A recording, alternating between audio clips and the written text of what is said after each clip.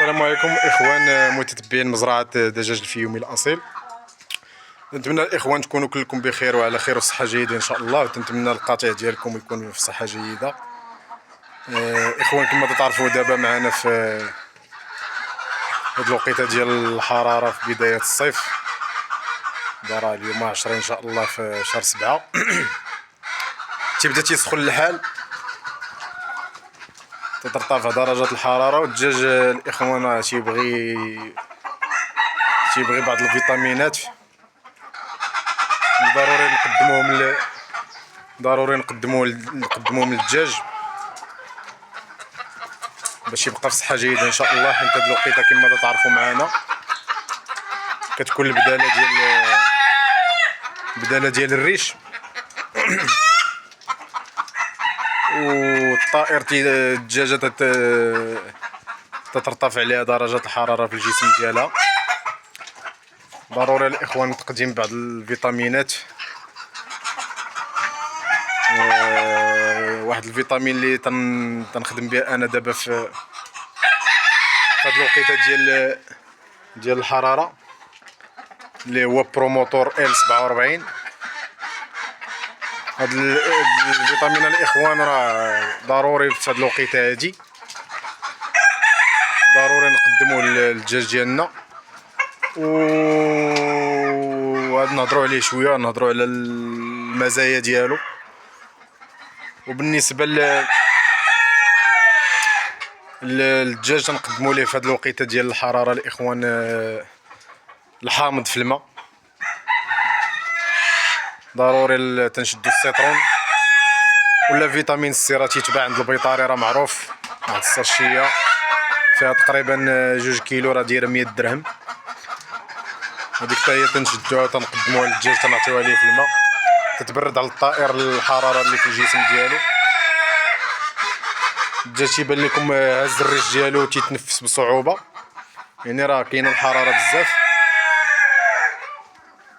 والحمد لله انا راه واخا الحراره على برا والشمس سخونه، يعني ما تلقاش هذا المشكل. حيت عندي الكوري بارد كما تشوفوا، راه الكوري ديال الطراب تيكون بارد، وتنلوح لهم الفصه هنا في وسط النهار. ها هي نقدم لهم الفصه في وسط النهار هنا في الكوري، ما تيخرجوش، تنخرجهم يسرحوا في الصباح بكري، وفي العشيه فاش تعاود تبرد الحراره شويه تنعاودو نخرجوهم يسرحوا. ولكن في هذا وسط النهار تنلوح لهم الاخوان الفصه.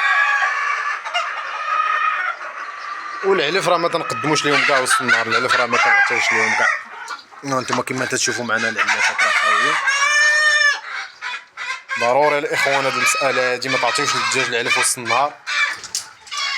2 وجبات في النهار، وجبه مع الصباح ولا 8، وجبه في العشيه فاش يبرد الحال مع 6 العشيه ولا 5. نقدموا لهم الوجبه الثانيه وسط النهار، تنلوح لهم الفصه والخضر، جميع انواع الخضر. دابا الاخوان راه تيحتاجها الطائر، تحتاجها الدجاجه، تحتاجها الفروج، ضروري تنقدموها في هاد في وسط النهار. وبالنسبه لهاد البروموتور الاخوان راه هو هذا، هو غادي نوريه لكم.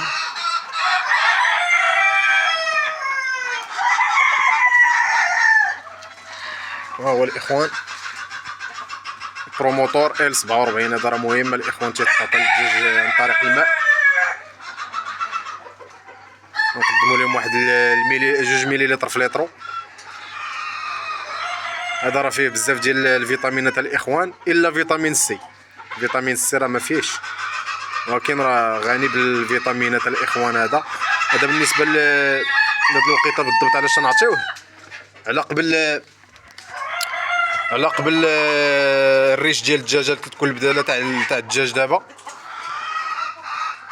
البداله. وفي نفس الوقت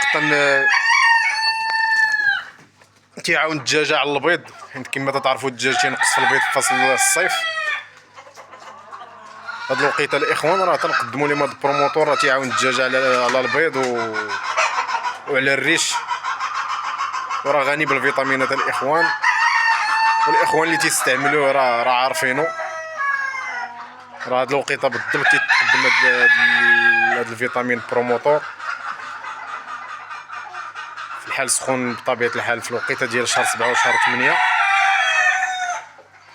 تقريبا تنعطيوه اليوم 4 ايام، 15 يوم، كل 15 يوم تنعطيو 4 ايام، جوج المرات في الشهر تنعطيو 4 ايام 4 ايام. والحمد لله راه الدجاجه نتوما كما تشوفوا معنا راه مرتاح. دابا راه الوحده النهار هادي والحمد لله الدجاج كما تشوفوا راه ما كاينش ما هازش الريش ديالو ولا حاش بشي صاد ولا شي حاجه. والحمد لله راه البيض الحمد لله راه الدجاج باقي تيبيض هاد الوقيته هادي، الحمد لله البيض كاين.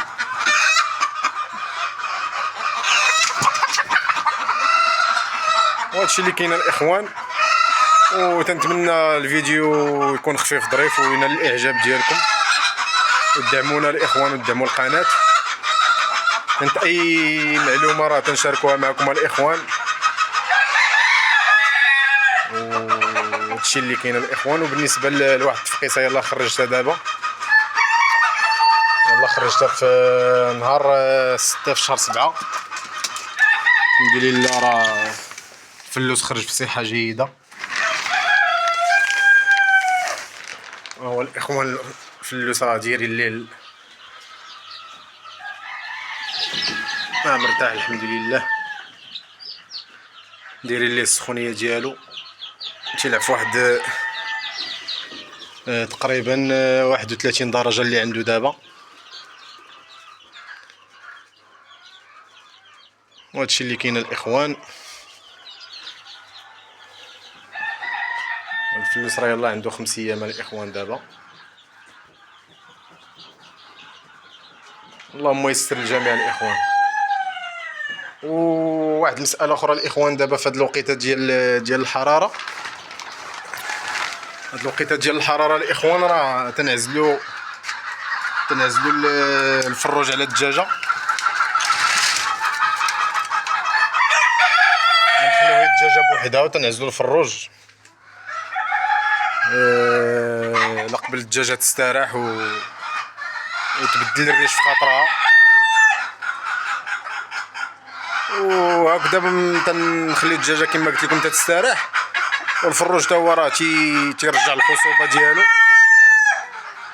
انطرا العام كامل وحنا خدامين به، غادي نحاولوا نعزلوه على الدجاجه واحد الشهر تقريبا، ومن بعد عاوتاني غادي ان شاء الله تعالى نبداو البيض المخصب شهر 9 ان شاء الله، غادي نبداو نخدموا بالبيض المخصب. ونحاول الفرارج اللي كبروا بزاف راه نحاول اللي تقالوا نحاول نحيدهم وندير فراج وحدين اخرين. هما فين عازلهم الاخوان. هاد الفراج هادو راه باقيين صغار، ولكن راه عازلهم على قبل الدجاجات، على قبل الخصوبه. اللهم يسر الاخوان الجميع، وتنتمنى الفيديو يكون الاعجاب ديالكم وتشاركوه مع الاصدقاء وتعم الفائده ان شاء الله. وضروري الاخوان ضروري تقدموا هذا الفيتامين هذا، راه الثمن ديالو راه تيتراوح على حسب المنطقه. انا هنا في مراكش داير عندنا هذا البروموتور تقريبا 180 درهم،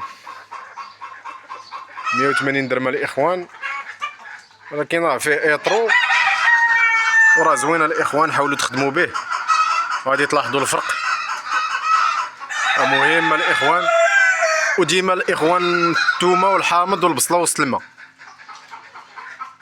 تقريبا في هذا الحال سخون، ولا الحامض هي بالحامض بوحدو السيترون وسط الماء في الحال في الوقيته ديال الحراره اللي تتكون ديك الحراره مجهده بحال جوج النهار. حاولوا نحيدوا الماء اللي تاع الصباح ونديروا لهم ماء جديد ونديروا لهم فيه الحامض. اللهم يسر الاخوان، والسلام عليكم ورحمه الله.